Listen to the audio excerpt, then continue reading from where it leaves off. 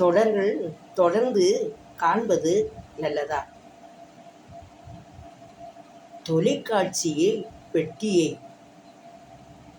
ஒருவர் எப்பொழுது திறக்கலாம் என பலரும் போட்டியிட்டு பல குடும்பங்களிலே தொடர்களுக்காகத்தான் தொலைக்காட்சியை பயன்படுத்தி வருகின்றார்கள்.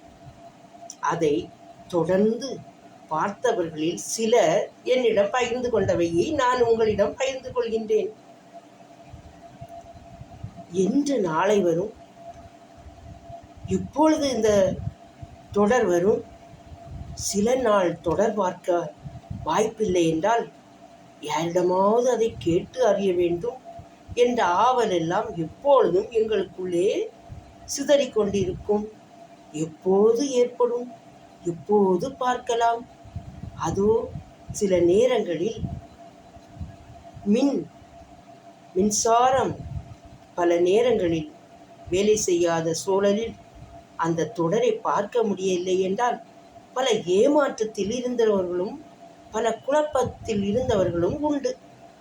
இந்த தொடர்கதை போல் வருடமாக தொடர்ந்து கொண்டே இருக்கின்றது. இதை பார்ப்பதில் 10 நிமிடங்கள் தான். இருப்பினும் அரை மணி நேரத்தில் 20 நிமிடங்கள் பலரை மயக்கக்கூடிய பலவித விளம்பரங்கள் வந்து கொண்டிருக்கும்.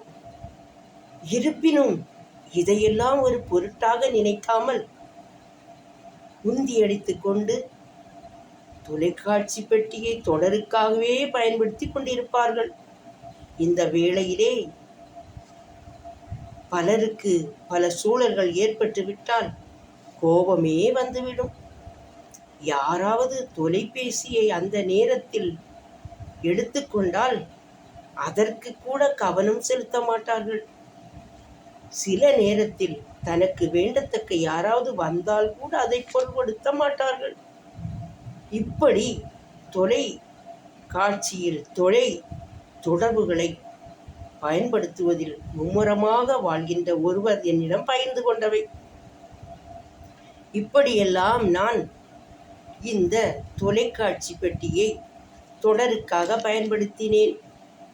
இதோ அந்த வேளைகளில் நான் பட்ட எரிச்சல், கோபம், பல வேளைகளில் மனக்குழப்பம் என்றெல்லாம் ஏற்பட்டிருக்கின்றது என்று கூறினார்கள்.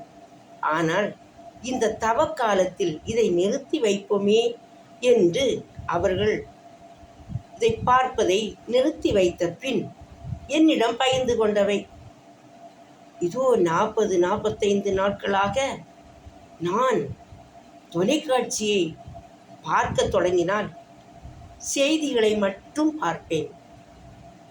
தொடர்களை பார்க்க நான் அனுமதிக்காமல் என்னையே மாற்றி கொண்டிருந்தேன். இப்போது கண்டுணர்ந்தேன்.